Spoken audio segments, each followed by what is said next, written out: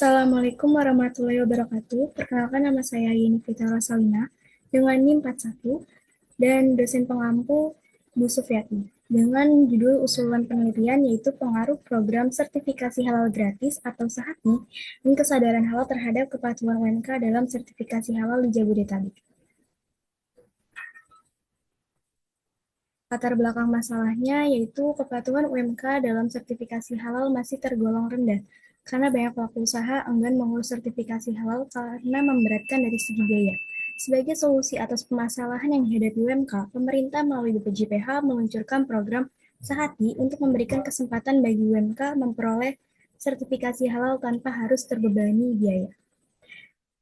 Jika dilihat dari datanya, terjadi peningkatan kuota sertifikasi halal gratis dari tahun 2022 sampai tahun 2024, mencerminkan adanya upaya yang kuat dari pemerintah untuk UMK mendapatkan sertifikasi tanpa biaya, sehingga tidak ada alasan lagi bagi mereka untuk tidak mengurus legalitas halal produknya. Dari data tersebut dapat disimpulkan bahwa program Sahati punya pengaruh terhadap UMK dalam mengajukan sertifikasi halal. Lalu, selain itu, kurangnya pemahaman masyarakat mengenai pentingnya sertifikasi halal juga menjadi faktor rendahnya kepatuhan UMK dalam sertifikasi halal, sehingga pemerintah perlu aktif melakukan sosialisasi kepada para pelaku usaha yang diharapkan dapat meningkatkan jumlah produk bersertifikat halal di Indonesia. Jika dilihat dari datanya, terjadi peningkatan signifikan dalam jumlah UMK di Indonesia yang memperoleh sertifikasi halal dari tahun 2021 hingga 2022. Peningkatan ini mencerminkan adanya upaya yang lebih kuat dari pemerintah dan pelaku usaha untuk memenuhi persyaratan halal. Hal ini menunjukkan bahwa sertifikasi halal semakin dipandang sebagai faktor kunci dalam memenangkan pasar, terutama di kalangan konsumen muslim yang terus tumbuh dan semakin selektif dalam memilih produk. Di sini ada gap penelitian, yaitu pada penelitian Savitri tahun 2025 dijelaskan bahwa program sertifikasi halal gratis punya pengaruh terhadap minat daftar sertifikasi halal. Lalu pada penelitian Sari tahun 2021 mengkaji pengaruh kesadaran halal usaha mikro, kecil, dan menengah terhadap motivasi sertifikasi halal.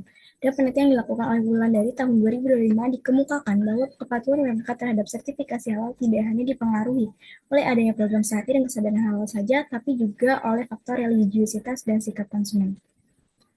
Untuk novelty, kebaruan dalam penelitian ini pada variabel independen, yaitu program Sahati dan kesadaran halal, yang dimana belum ditemukan penelitian yang membahas dua variabel independen tersebut secara keseluruhan atau secara bersamaan terhadap kepatuhan UMK dalam sertifikasi halal di Jabodetabek. Untuk rumusan masalahnya, apakah program saat ini punya pengaruh yang positif dan signifikan terhadap kepatuhan UMK dalam peroleh sertifikasi halal di Jabodetabek? Yang kedua, apakah kesadaran halal berpengaruh secara positif dan signifikan terhadap kepatuhan UMK dalam peroleh sertifikasi halal di Jabodetabek? Dan yang ketiga, sejauh mana pengaruh simultan antara program saat ini dan kesadaran halal terhadap kepatuhan UMK dalam mengikuti sertifikasi halal di wilayah Jabodetabek? Tujuannya yang pertama untuk menganalisis pengaruh program SAHATI terhadap kepatuhan UMK dalam proses sertifikasi halal. Yang kedua untuk mengetahui pengaruh kesadaran halal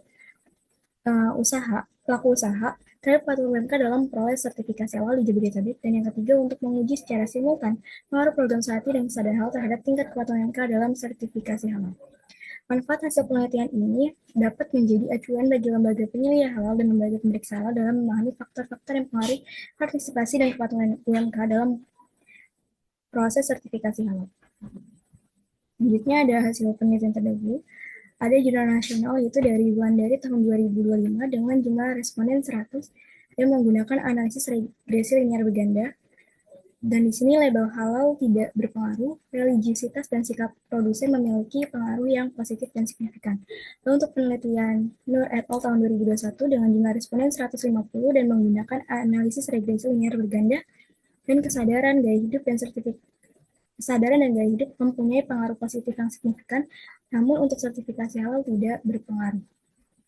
Selanjutnya untuk jurnal internasional, di sini dari penelitian Basarudin, Sat dan Aminullah tahun 2022 dengan jumlah responden 372 responden menggunakan analisis PLSM yang dimana pengaruh sosial, sikap, dan kesadaran punya pengaruh positif yang signifikan. Sedangkan pada penelitian Mulyana tahun 2023 dengan jumlah responden 400 dan menggunakan analisis PLSM, pengetahuan, kesadaran, dan persepsi juga memiliki pengaruh positif yang signifikan. Lanjutkan landasan teorinya di sini. Yang pertama ada kepatuhan. Menurut Ajis et al. Tahun 2002, kepatuhan merupakan sikap positif yang timbul setelah seseorang memperoleh pengetahuan.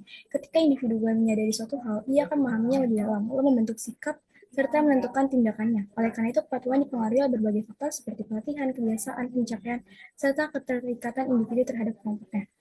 Lalu untuk UMK, menurut Jaki Yudin dan Febro tahun 2002, pelaku UMKM adalah usaha produktif yang memenuhi kriteria berdasarkan ketentuan peraturan perundang-undangan, yaitu usaha yang memiliki kekayaan bersih atau hasil penjualan tahunan yang sesuai dengan batasan yang ditetapkan. Lalu untuk sertifikasi halal, menurut Hartini dan Malahayat di tahun 2024, sertifikasi halal merupakan aspek krusial dalam proses produksi. Secara umum, sertifikasi ini merupakan upaya pemerintah dalam menjamin perlindungan hak-hak konsumen. Selanjutnya untuk sertifikasi halal gratis, menurut Kasana dan Sajak tahun 2002, sertifikasi halal gratis merupakan program percepatan dalam penerbitan sertifikasi halal yang ditujukan bagi pelaku UMK yang telah memenuhi persyaratan tertentu. Dan untuk kesadaran halal, menurut Pratiwi dan Falahi tahun 2023, kesadaran halal adalah pemahaman seorang muslim mengenai konsep dan proses kehalalan guna memperoleh informasi tentang produk yang layak dikonsumsi. Untuk model penelitiannya, di sini sertifikasi halal gratis H1 dan dia sebagai X1, yang kedua kesadaran halal, dia sebagai X2, H2 kepatuhan UMK dalam sertifikasi halal dan sebagainya. Untuk hipotesis, H1 diduga variabel sertifikasi halal gratis berpengaruh terhadap kepatuhan UMK dalam sertifikasi halal.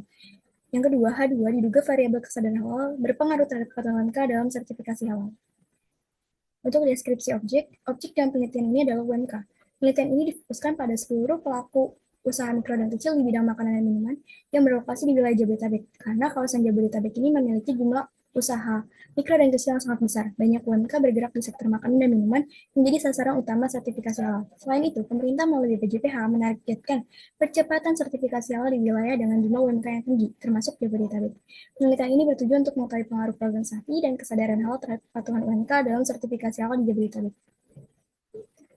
Metodenya, penelitian ini menggunakan metode pendekatan kuantitatif dengan metode survei yang dilakukan melalui penyebaran kuesioner kepada responden yang memenuhi kriteria, yaitu pelaku UMK, makanan dan minuman halal yang berlokasi di wilayah Jabodetabek dan telah menjalankan misi minimal 1 tahun.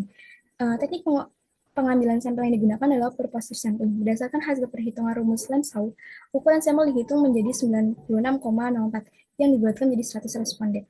Data yang dikumpulkan dianalisis menggunakan analisis regresi linear berganda untuk mengetahui pengaruh simultan dan parsial dari dua variabel independen, yaitu program sertifikasi halal gratis SAHTI sebagai X1 dan kesadaran halal sebagai X2 terhadap kepatuhan UMK dan sertifikasi halal sebagai Y-nya. Pengukuran dilakukan dengan skala Likert dari 1 sampai 4 serta didukung uji kualitas, reliabilitas, uji asumsi klasik, dan uji hipotesis. Sekian dari saya, lebih kurangnya mohon maaf. Wassalamualaikum warahmatullahi wabarakatuh.